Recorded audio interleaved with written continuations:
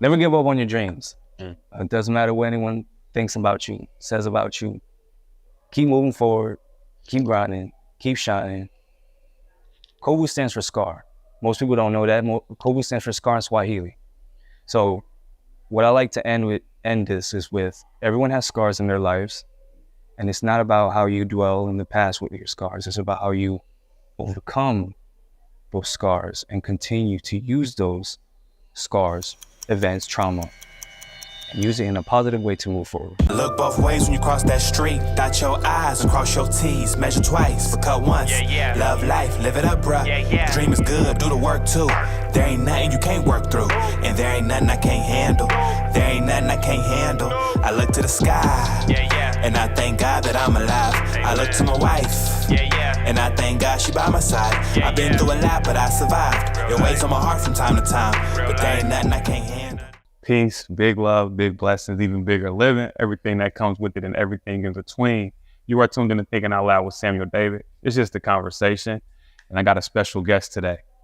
But before I get to my special guest, if you're watching this, make sure you like, subscribe on the YouTube, hit that subscribe button so you can stay in tune with the conversations we have on Thinking Out Loud. It's a space of reflection, empathy, accountability, power, and reflecting on where we're at in life, where we came from and where we're going. And if you want to be a sponsor of Thinking Out Loud, holla at your boy. I love to rock your gear, whatever that might look like. Holla at me. Enough of all that though. I got a special guest. As is all guests are special, right? But today I got a super special guest. Hip hop artist, producer, man, almost a man of mystery. If you don't know about this man, you're gonna hear it in his music. Frequent collaborator of mine, a friend from Jacksonville, Florida. Definitely. My man, Khovu. What's up, bro? Good day, sir. Pleasure. Good day. Pleasure. Khovu, I start every conversation on Thinking Out Loud with the same question. Because I don't put down a lot of questions. I do research, of course, but I like to we just talk. All right. But the question is, how is your spirit? I would like to say it's pure. Word. Yeah. I'm not a negative person at all. You know, I like to think that I want to just try to find the better in people. I think that's the best way that I can really explain it.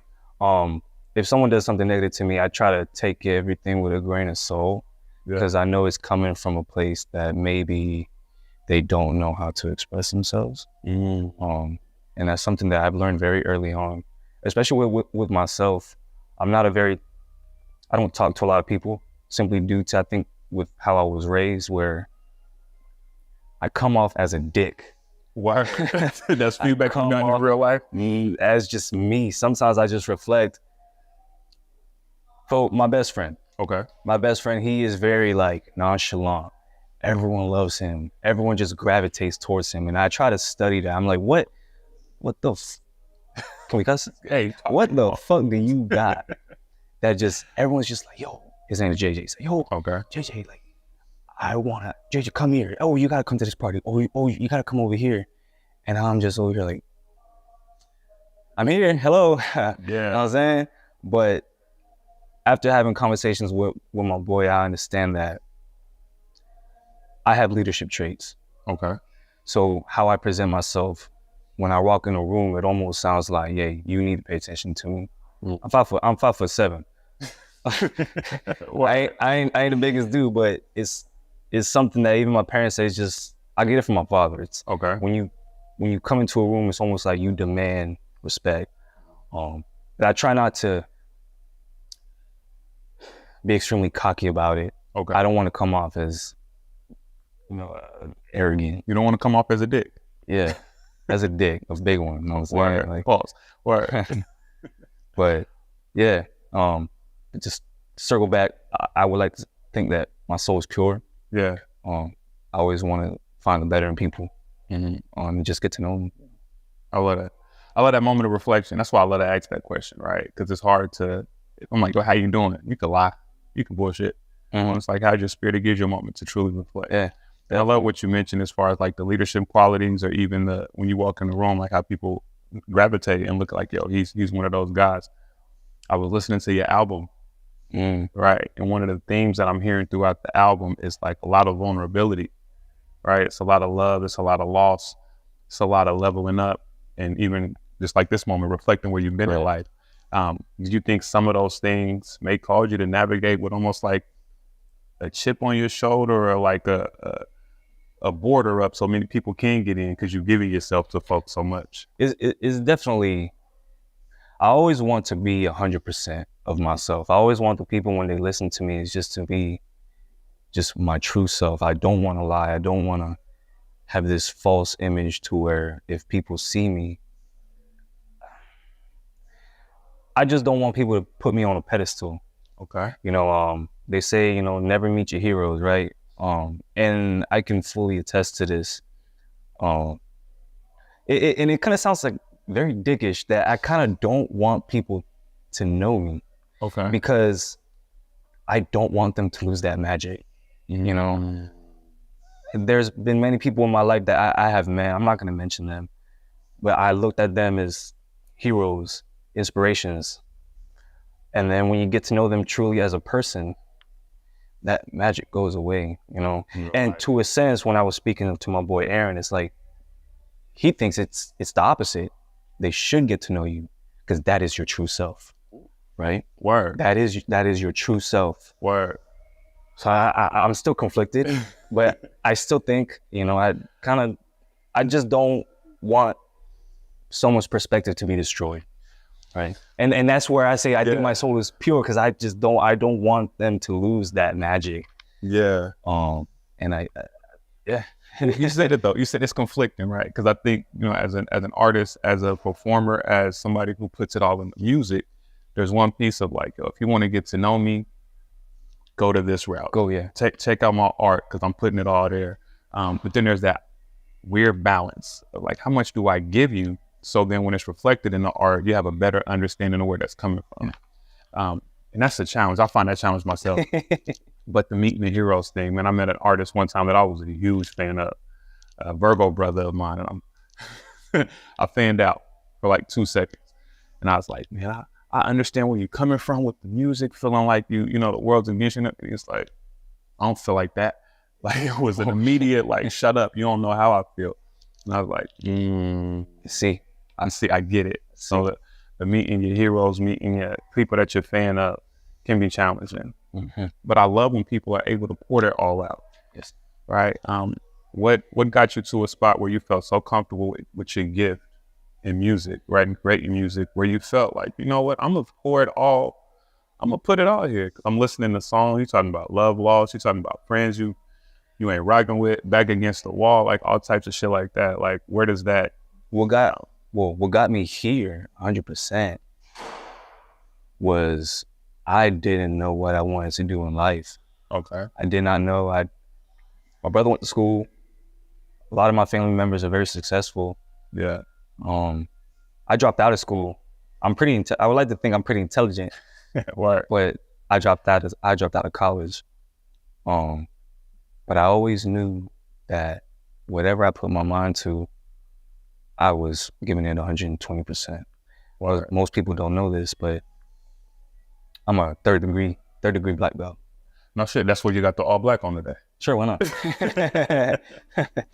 And I think with that is, you know, during my time training in martial arts, I've always wanted to do martial arts. I don't know. I just probably don't want to get hit in the face, right?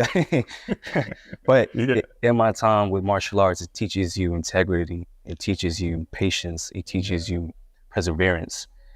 And I applied that to what I wanted to do in life, where, okay, because it's not easy to be a black belt. It takes a long time. It's not something that, hey, I'm good at this. Hey, I beat this guy up. Give me my belt. No, it's not like that. I think it took like 5 years to actually become a first degree. Oh, actually, I think just a regular black belt. Word. And then 3-4 years after that, you kind of continue growing on in rank. So patience is definitely a key, right? Yeah. And I kind of applied that to the music, where it's like, okay, I've always wanted to do music. But at the same time, I didn't know if my parents agreed to it. They didn't agree to it. They didn't agree to it at all.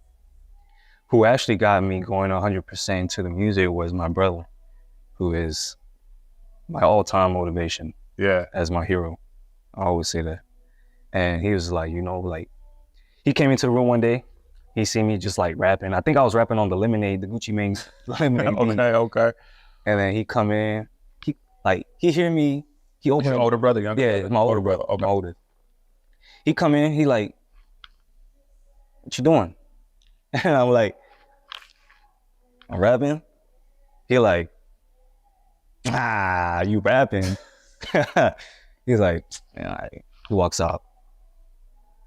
Then he comes back in. He's like, give me what you got. Okay. So I'm like, I start spitting. He like, man, you on that South shit too much. My brother's a up north lyricist. He's a big fan of Nas. Okay. Okay. And we're Puerto Rican. I'm Puerto Rican, right? What? And he's like, you want to rap? You gotta rap like this. He puts on Big Pun. I knew he was about to say Big Pun. Dead in the Puts middle, on- Little Italy, little. Okay. Puts on Big Pun Twins. He's like, you trying to rap? You need to rap like this.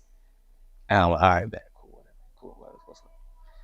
I think a couple weeks later, I start like, kind of, because Big Pun, he likes to do, oh my God, I forgot. But Dead in the Middle of Little Italy, right? Just, man, I just can't think of that terminology that is used. Alliteration. Yeah, Thank you. Alliteration. Right? Because cannibalism is living in my metabolism, giving them spasms and aneurysms, that baby baptisms. I was like, that sounds cool. I want to do that. Because maybe not alliteration, because alliteration is a continuance of the same constant. Yes. So, Yes. but I know what you're saying as far as the rhyming format and putting it together. Yeah. That's cool. I did my thing, and I performed it to him ever since. And I performed it to him later on. He's like, you know, you're actually pretty talented. Yeah. You should kind of keep it going.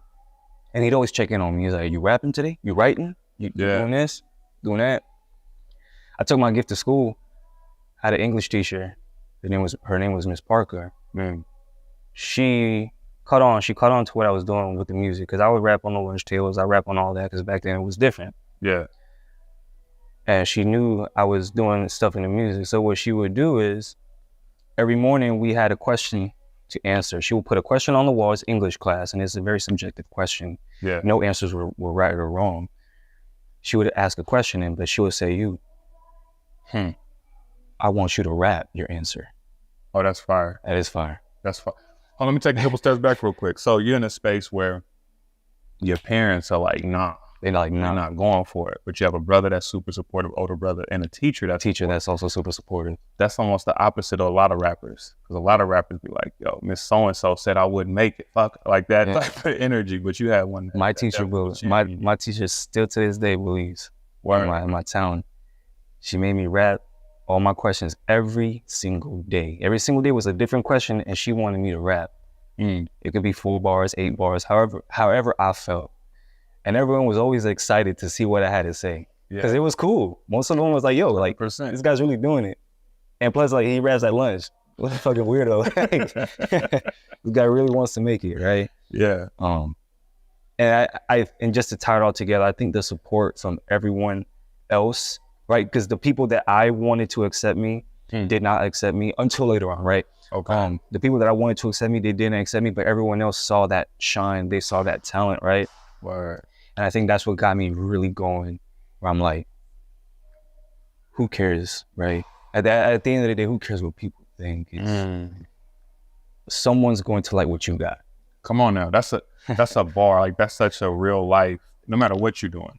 Yeah. Right? You can't care too much about the outside world, because that inside world, right, is all that matters the most. I'm gonna stick at the parent spot. I'm thinking out loud, right? And I talk a lot, which is why the show is called It's Just a Conversation. Thinking out loud. But I think, and I might just be, I don't know, I might be one of your favorite collaborators. We got 3 joints together, right? All fire. But a recurrent theme I've heard on those songs is you mentioning your mother. Correct. Right?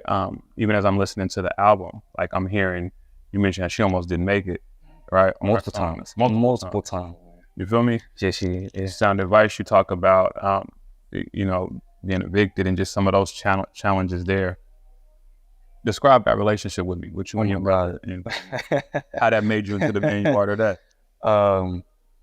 Man, my mom growing up, she was a dick. Is that where you She was a dick. Yes.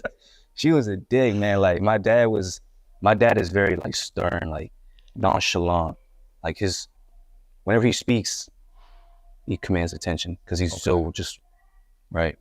But my mom she would just yell at me, beat me. And I was born in Puerto Rico, but at a very young age, we came here for better life and all that good stuff, right? I don't come from a nice side of Puerto Rico. And here being America, Jacksonville. Here being America, right? Jacksonville, Florida, right? My father wanted both me and my brother and I to have a better life, right? What parent wouldn't, right? So growing up here is English. I'm learning English here. My mom does not know English. I don't know Spanish. So there would be times when she would take me to doctor's appointments or just somewhere, and she would ask me, what do you say?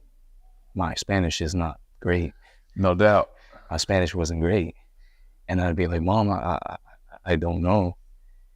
And she would just start yelling. Like, what do you mean you don't know? And like a fury or rage, right? Something like petrified. Okay. As a kid, right? Later on in life, she has a stroke. She has a stroke to where she almost died because my uncle, he had a stroke and he didn't make it. Condolences. It's all right. She has a stroke, and I feel like her life just went boom. To where now she finds Christianity and she finds God. And she ends up taking me to a room and she goes, hey, I just want to talk to you. I want a moment of your time. And I'm like, okay, let's talk. And she just starts bawling, crying. She goes, I just want to apologize. Wow. Every single thing that I've ever done to you. I love you. I believe in what you got going on. And I want nothing better than just for us to have an amazing relationship as mother and son. Yeah. I get choked up a little bit about it. But since then, she never believed in my art. But until then, she did. She then became my number one person, my number one fan. Wow. Started promoting me everywhere. Even my very first show, it was at a strip club. Yeah. Guess who was there? Word. Mama was there. Yeah. Mama was there. Because I didn't really start taking music seriously until like 2015, 16. Like I was doing it, but I didn't really say like, hey, I'm doing this now. Yeah. Okay. I'm trying to tie it all back together because I'm just going back through memory lane. So yeah, so she has a stroke, and then she ends up having cancer. Wow. Yeah, my sophomore, junior year, she ends up having cancer. It's breast cancer. She caught it early on, and I think it was stage 3, and she was like here, and she was able to get it taken care of.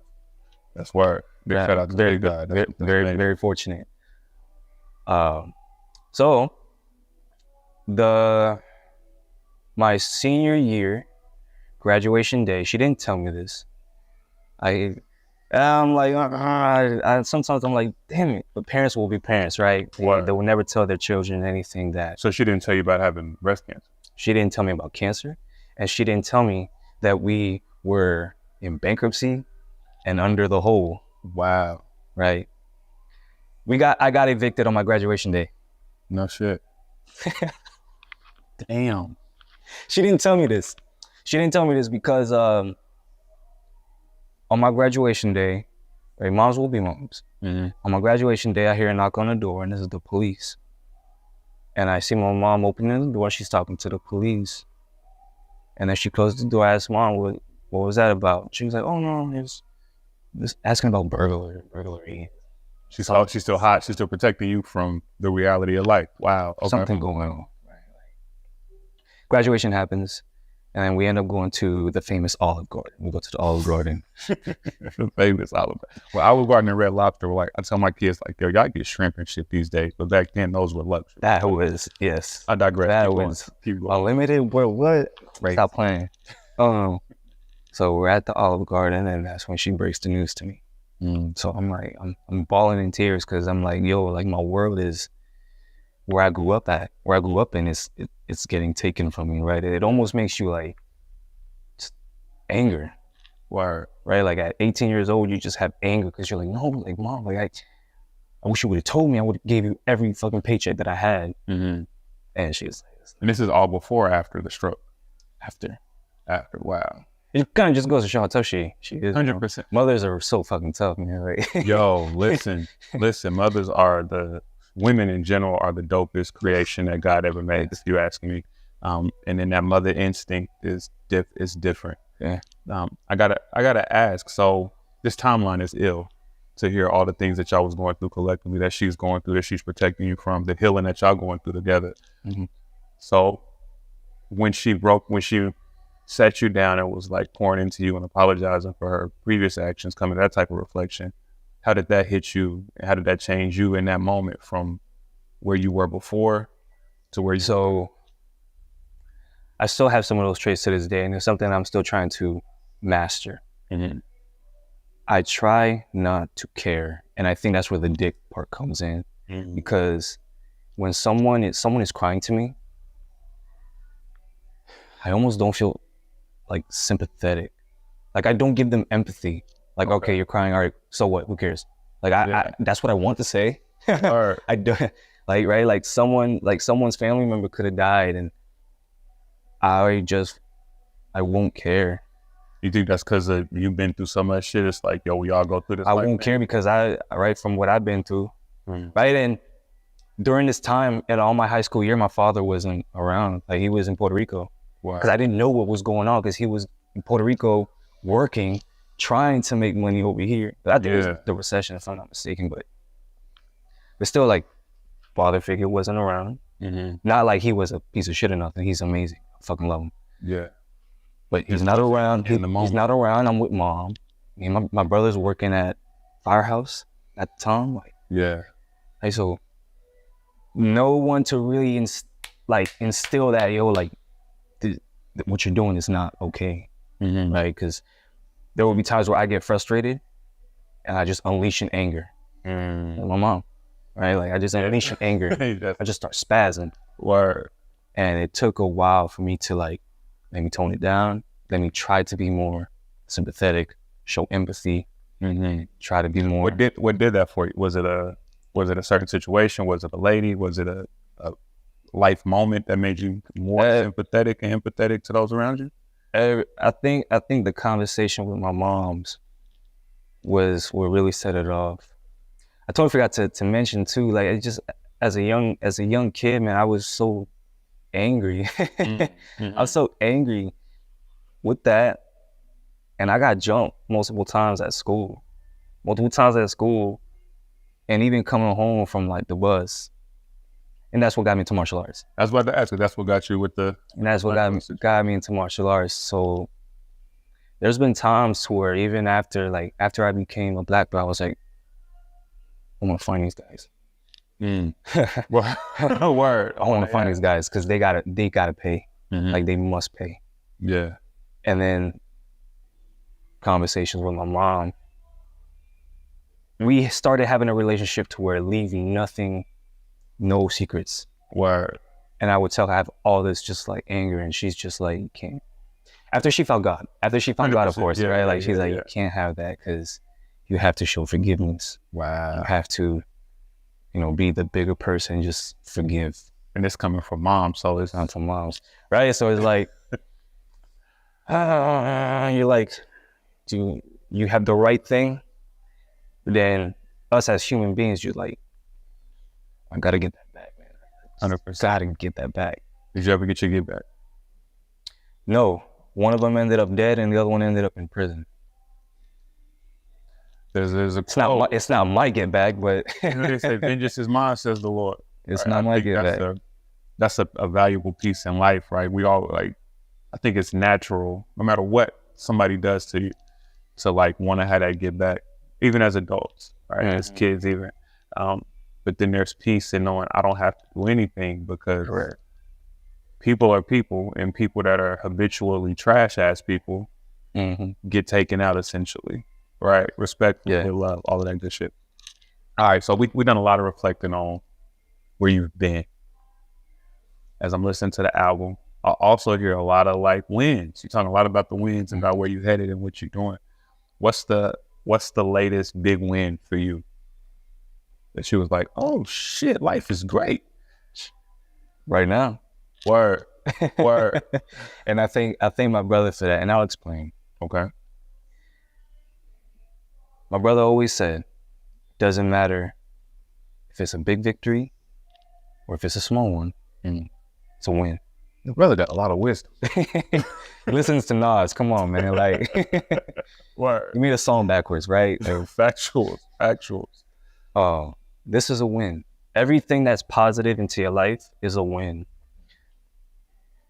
I know that we all get mixed up into where we want to go, but instead of focusing on where we want to go, it's sometimes good, and he said this, it's sometimes good to just reflect back. It's not where you're going, just think about what you had to do to get to where you're at today. And I think that is a great mantra to live by. 100%. Treat something that's positive as a win, right? I think I've heard you say this in songs. It's like a L is not a loss, it's a lesson. And it's true. Everything that you do in life, you're gonna learn a lesson. So if you're open to it. If you're open to it, yeah. Correct. Sometimes folks are so closed-minded and just reject, like, we reject losses. Sometimes you gotta come down to keep going up. Yeah.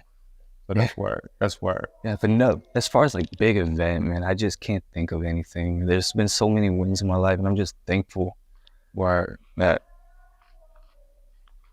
It's all subjective, man. I love it. It's all subjective. No, thankful, man. I wake up in the morning and I try to make it a point. I'm not perfect. I try to make it a point to like just give the biggest thanks for waking up first and foremost, right? Thank you for all the things that's coming to me, all the things that I'm gonna do, and just thankful. I run out of fingers sometimes. It's okay, right? But use your toes. You feel me? But that giving thanks, because affirmation is key. So much power in words. You're an artist. You know the power of your words, right? Question I definitely want to ask as well is, you're dope as shit, Khovu.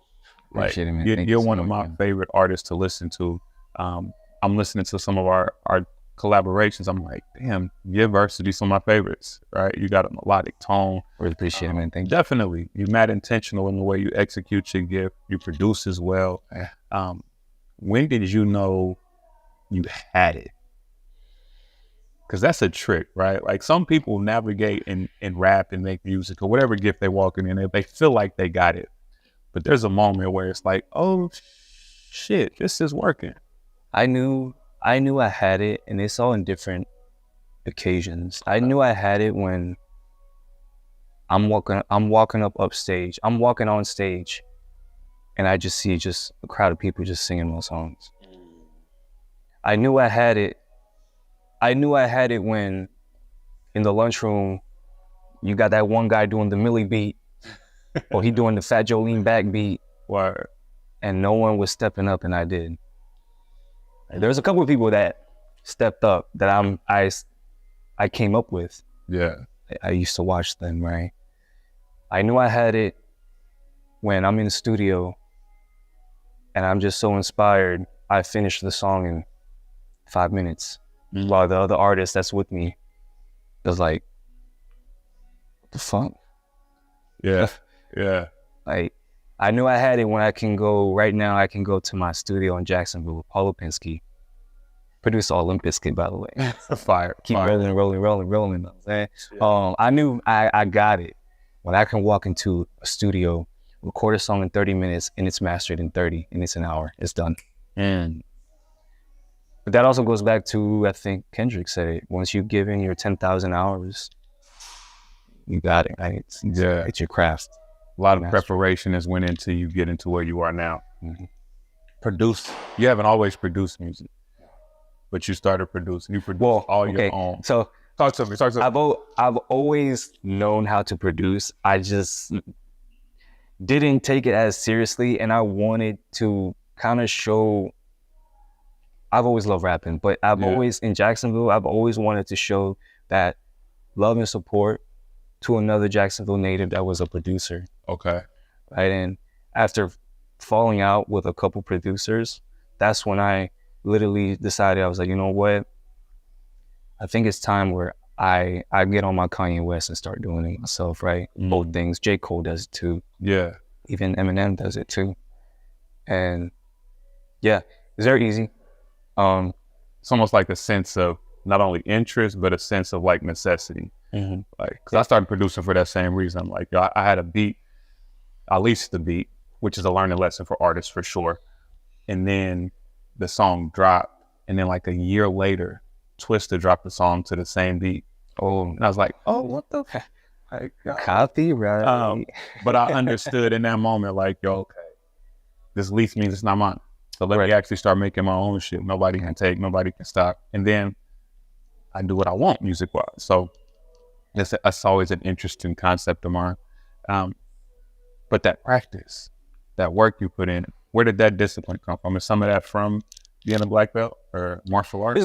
It's just grind too. Like even like watching my father. Like my father is regular guy, does hard work, flooring, tile, wood, all that stuff. So just watching my father work and always saying like, you know, hard work beats talent every other day, right? So same thing. My brother said the same thing. Hard work beats talent any other day. So just consistently just working and grinding. Just do it until like there's nothing left to learn. And guess what? Every day there's always something to learn. That's a fucking fact. As long as we alive, there's something to learn. There's always something to learn. I think Drake has said it in the interview I saw long ago. I think Denzel Washington still goes to acting classes. Yeah. And I think he is the greatest of all time. And the fact that he's the greatest of all time and still going to acting classes because he could learn something new every single time he goes, that just, if he's doing it, what's stopping me? So I coach basketball. I coach my son's basketball team. I'm one of the assistant coaches. And that's something I try to tell the youngins, right? Because there's drills that we do that they don't want to do. They're like, oh, this is simple. This is stupid. We want to do all the extras. Olympic time, I'm showing them some of the clips from the Olympic team. And I'm like, these are the greatest athletes in the world, the best basketball players in the world. And they're doing the same drills that we got y'all doing without complaining. Like that work, it never stops. Correct. It never stops. Basics. So, how ill is it though? And this is just me thinking out loud. And I say my kids a lot because my daughter be on set, right? Yeah. The ill thing to me is that it always takes something for all the things that the older generation or the folks that we respect, they tell us all of this shit. Yes. But it takes like some moment to be like, now I get what you were telling me. It's almost like, my father says this, it's a phrase in Spanish, right? Like if I'm swimming in the ocean and I go through sharks and I tell you, hey, don't go there. There's sharks. Him telling me that is to prevent me from going there. But us as human beings, some of us are like, I need to see it with myself to understand it. And I fell victim to that a while. For a while. But now whenever I speak to an elder, it's maturity. It's a blessing to get. It's a blessing to be old, right? So it's the gift of life. It's a blessing. So they have experienced a lot of things, and maybe the way that they present it might not be the way that you want to perceive it. But again, just take it with a grain of salt. Learn it. But don't be ignorant to it and just throw it away, right? Yeah. I want to touch back on a point that you said with the producing and talk to me and the artists. I don't know about you. Okay. The community as a producer is way more friendlier than rappers, artists. Let me explain. Yes. I go into a room with rappers, and if I was to be like, yo, what's going on? I rap too, let's work. They're gonna hit me with the bet for sure. Yeah, just follow me on Instagram, let's link up. They ain't gonna hit me. Yeah. I pull up in a room and I say, hey, what's going on? I'm a producer. They gonna be like, let's work. Yeah. Let's work, right? Yeah. So it's kind of like, so there's a lot of threads I follow for produce. It's a producer for producer. Okay. And I'm kind of glad I do both because I can kind of see the perspective on both sides, right? As an artist, I think it's fair to say that majority of producers, they get fucked over. 100%. Big time. 100%. A lot of producers get fucked over. So, because I think the producer is probably the last one to get paid, if I'm not mistaken. It's a weird ecosystem. Right? And the artist, and I think that's the most important key to an artist is the producer, right? And that's just my producer self talking. Okay. As a producer, you do need the artist, right? But that's where these leases come in, right? Because if you're a producer for producers, you have these threads and these communities that teaches producers how to make money. Imagine that. Iron sharpens iron. 100%. So all these producers are telling you, hey, you can have my beat pack for free. You don't owe me no royalties. You only owe me a royalty if you use like a sample that I left you in this free beat pack. Yeah. You see what I'm saying? Like, so now you got 2 producers, maybe 3, 4, 5, making money off of an artist, right? Because all these producers are gonna win together. Factual. Now, if it's the artist's point of view, like, hey, let's work together. All right, just give me $5,000. You know, it's been a while since I put on my rapper hat because my rapper hat is a lot different. I'm a different individual when I'm in rap mode, and I try to keep that energy chill. But the energy you give is energy you get, right? But I know rappers are like some of the most competitive people, right? Because it's an art. Okay. Depending on the type of rapper. Because there's some rappers who don't give a shit about the art form. I love those. Well, like nonchalant. I like those. Right? Nonchalant, like it's like, yo, it's a vibe, I'm having fun. But then there's some that don't give a fuck about the art at all, right? But producing wise, it's all about the art of collaboration. Like, how do we make this that much better? And I will say, in my most recent execution as an artist, I make it a point to like, yo, I can't make the song better. I don't want to rap better than the person, but if I can't make the song better, then I don't need to be on it, right? That's exactly what I'm missing. Ad lib, a hook, like I want to help the thing, and that didn't happen until I started producing music. Yes. Same thing, right? Like same here. That. So that's the interesting. Because I feel like the era that we come from is it was 8 Mile. Like you gonna get 8. I'm the most lyrical, miracle, spiritual. You finna get 8 on this track. And there's some artists still to this day that still have that mentality of where I'm getting on a track with a hypnotic, melodic rapper. I'm just gonna smoke them. What? Yeah. No. Makes no sense. It does nothing for the thing. No one cares about that.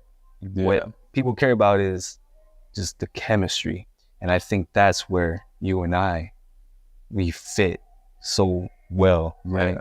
Where if I'm listening to your song and you're like, look both ways when we cross that street, and I'm like, okay, I'm listening to that vibe. And I'm like, cool. I want to be on his type of vibe. I want to make sure that when people hear this song, they're like, wow, these two I like both. Yeah. It fits together, right? And there's some artists and I feel like that just happens spiritually because there's some artists that I can make a song with and I would do my very best to try to mold that gap, but it doesn't fit.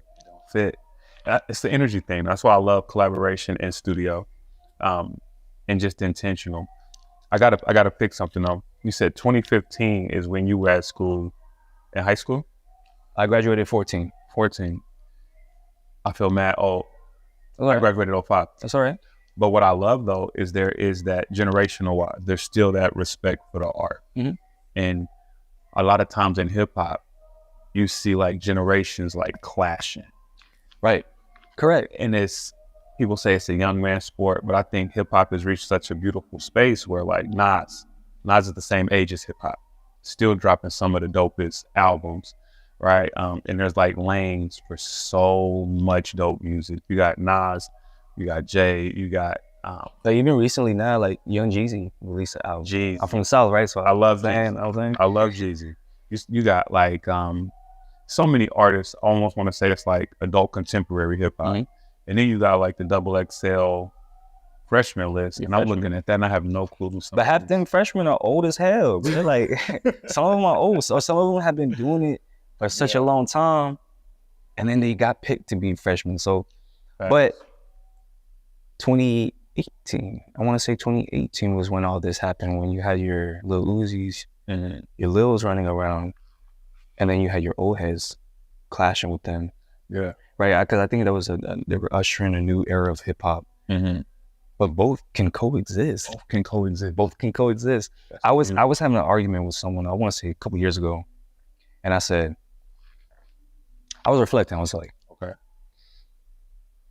country music. How old are these guys? Hella old. Okay. Some young. Rock music, metal bands. How old are these guys? Mad old. Okay. Mad seasoned. Let me not say old. They veterans. These are folks who were rock stars in the 80s. Right. And still rock stars. If Metallica does a concert tomorrow, I promise you that shit is sold out. It's going up. And they're seasoned, right? Salsa. These guys are older, right? When I say old, I don't mean that in the negative terms. Yeah. Just older. Jazz. These guys are older. Opera. These guys are older. I think hip hop is the only genre that the youngins are trying to excommunicate the old heads. Well, even the old heads on the same right? There's like, you can't have these young guys here. But at the same time, I feel like if you coexist with each other, which I think it's gotten better. I think it's gotten better, right? Like we're having our mumbles, our neo raps, we're having all of our rock raps. They're finally all collaborating, which is a good thing. I kind of like the space we're in. Yeah, as long as we all stay together, the genre's fine. Yeah. I mean, look at all your top artists, your Drakes, your Kanye West, your J. Cole's, your Kendricks, your Jay-Z's. They're all like mid-30s, early 40s.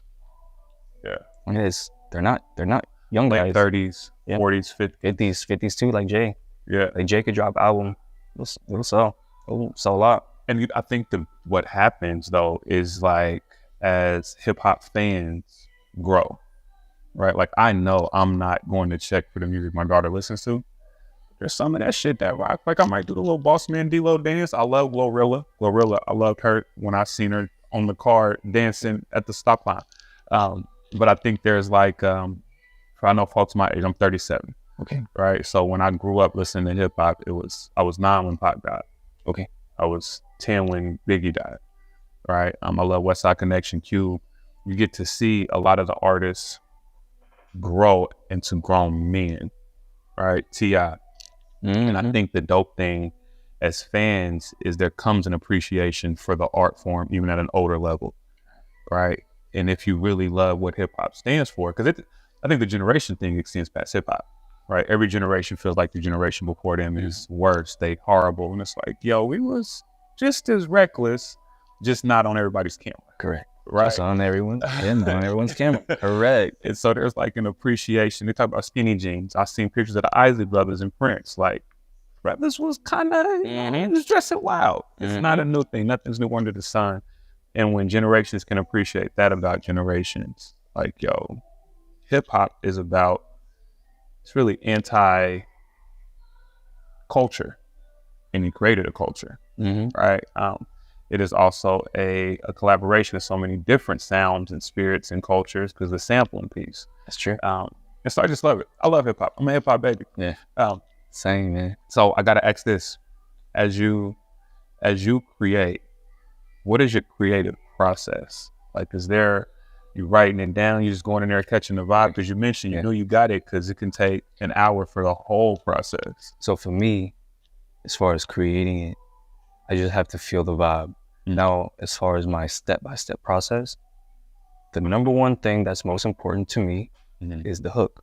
Okay. If the hook is not catchy, it's not going to sell. Now, I do understand that there are some artists that don't care about that aspect. But let's be honest. If you are an artist, you got to sell records. Word. You got to sell.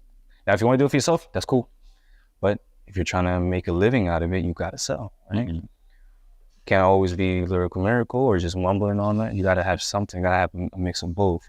So I always start off my records with a hook. After my hook, I got to love the hook. Okay. Like my soul has to love it. Because if I don't love it, I'm not gonna do it.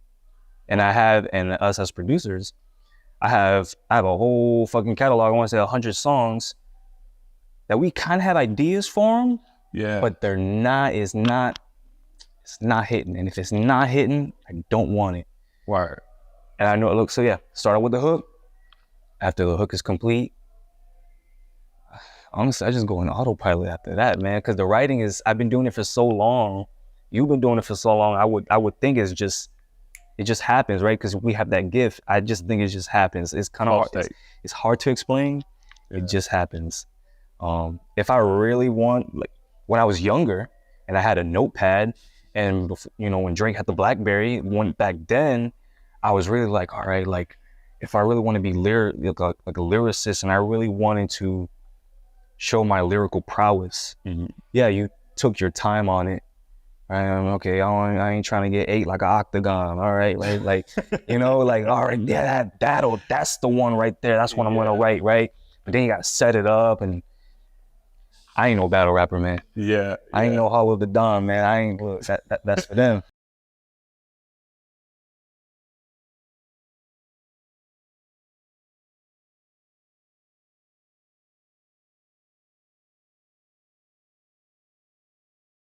Things. And people will relate to it.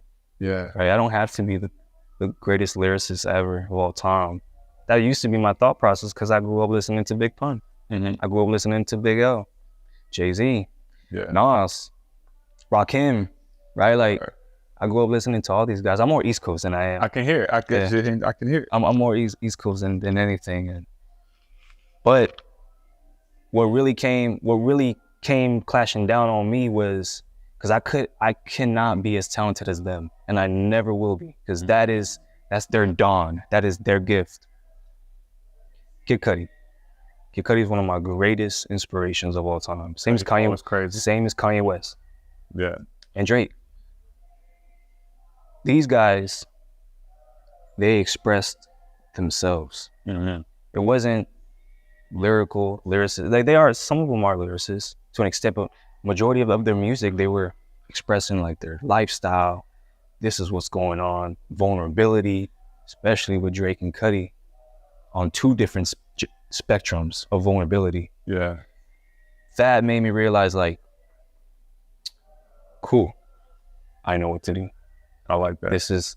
I know how I'm going to make records from now on is me.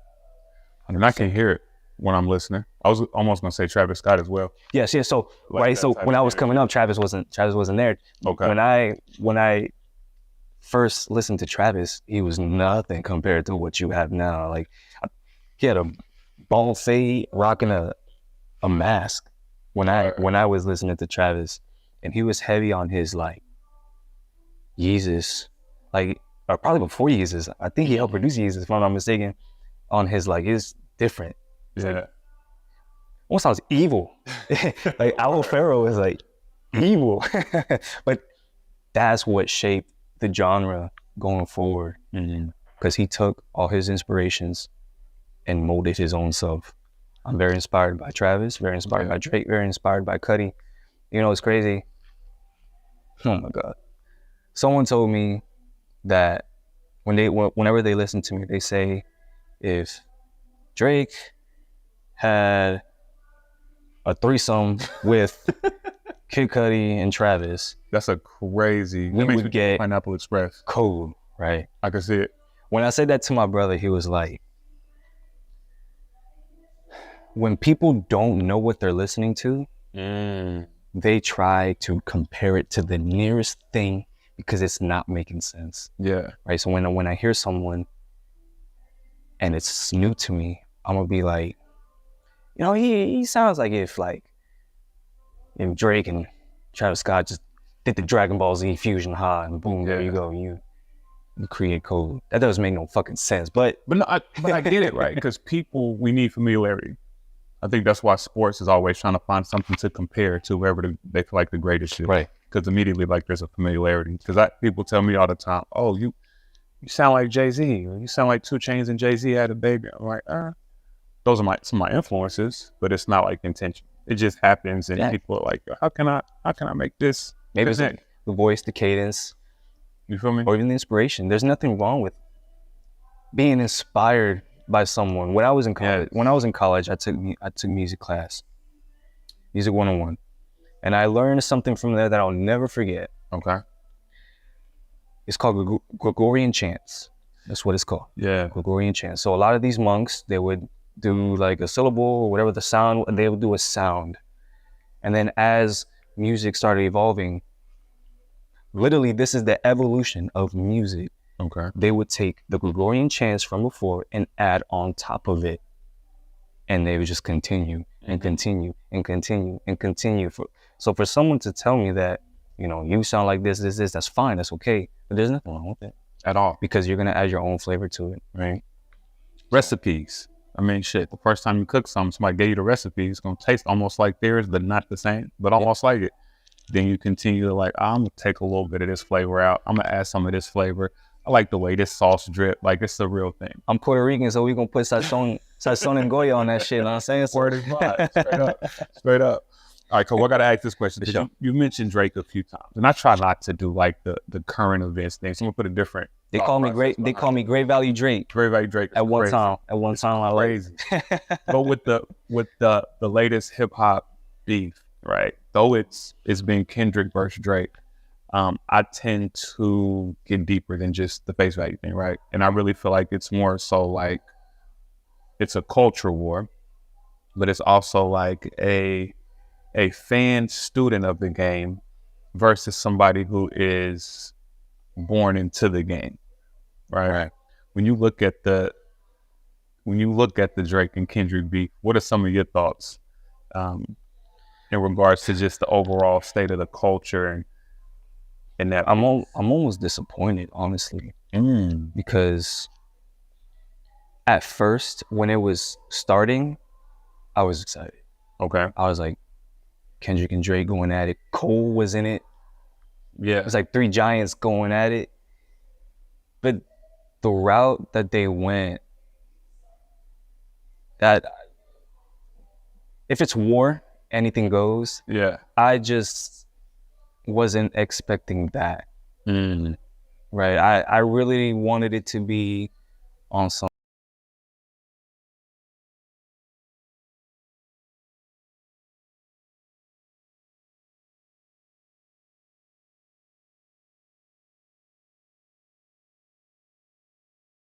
and then the beating the wife, like, yeah, ankles and nuts. I just did not like that at all. I kind of wish they would have just kept it just strictly hip hop. So that way everyone can enjoy the talent. Now there are some people, like I said, this is just my subjective opinion. There are some people that enjoyed it. There's clearly favoritism for one side, favoritism to the other side. Right? Like I wanted J. Cole to throw his hat in there. Okay. I really wanted Cole because I think Cole as a lyricist is better than Drake. I agree. I think Cole as a lyricist is better than Drake. So I really would have wanted to see like the Cole versus Kendrick, because even that was a thing.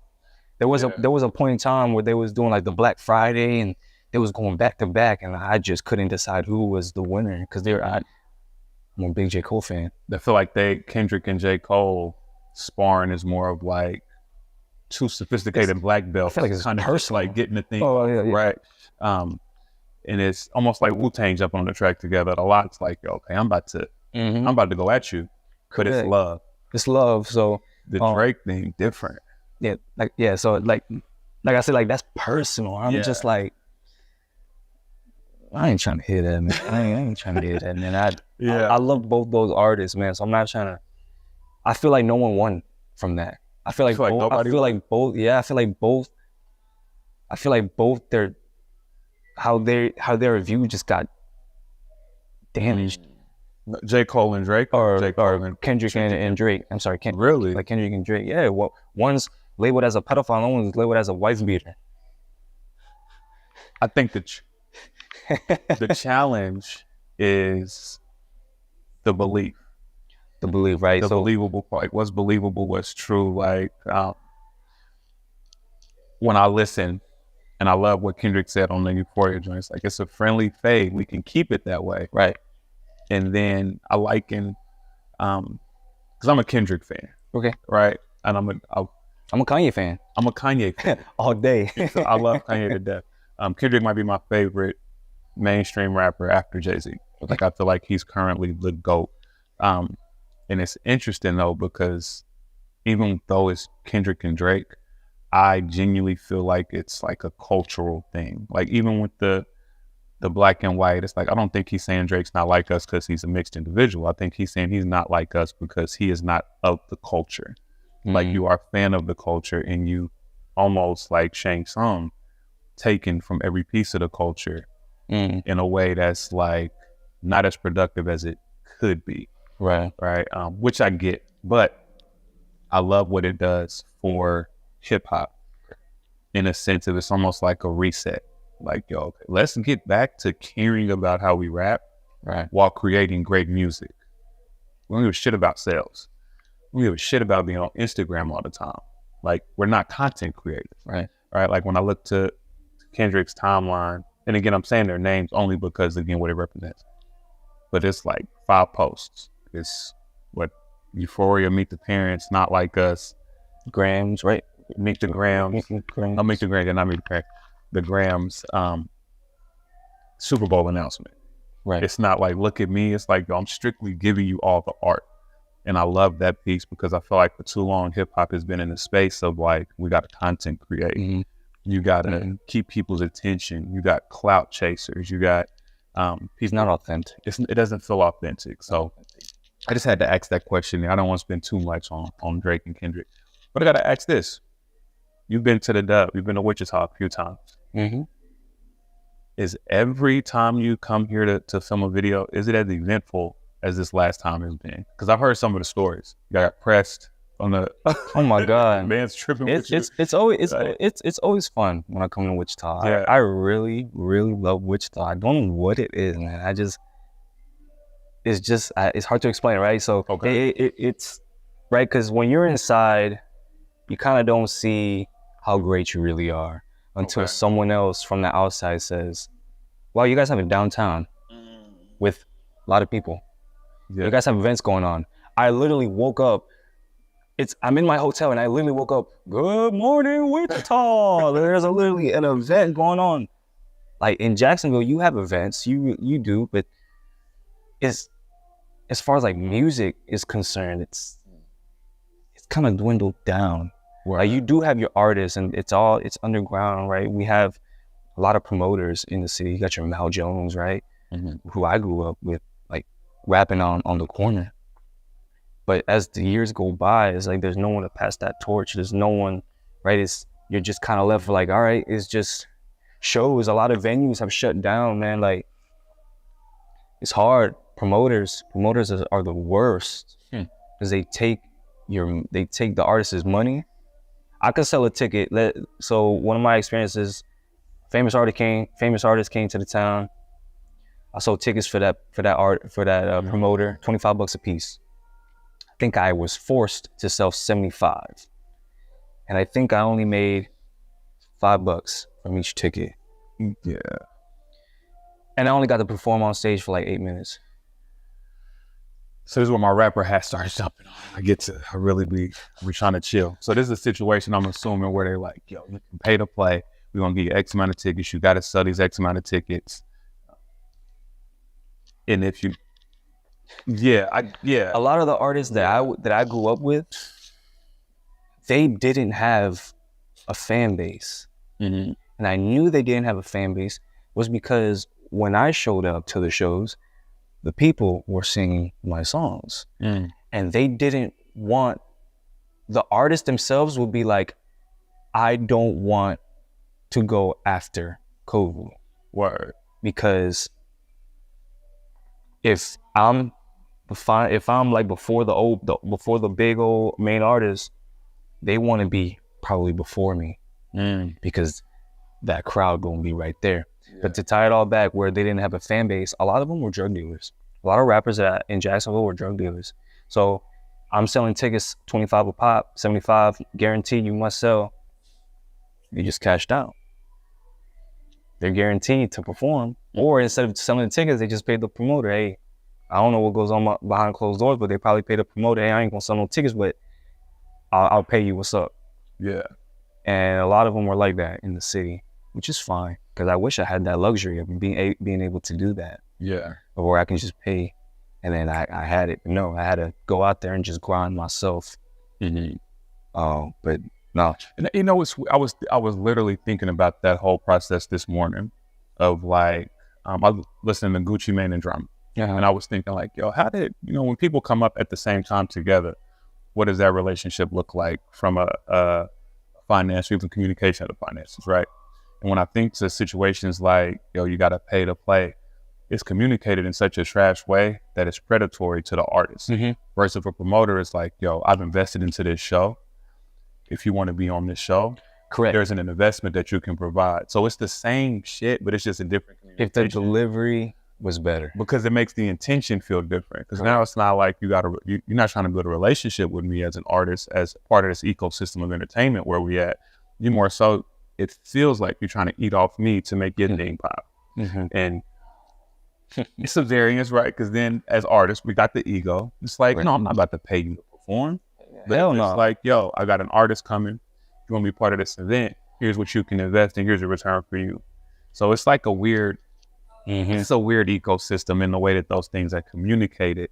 Like you talked earlier about the producer being shitted on the most. When it comes to shows a lot, especially local shows, the artists tend to get the shitty end of the stick. It's artists. If the artist doesn't have a plan. Correct.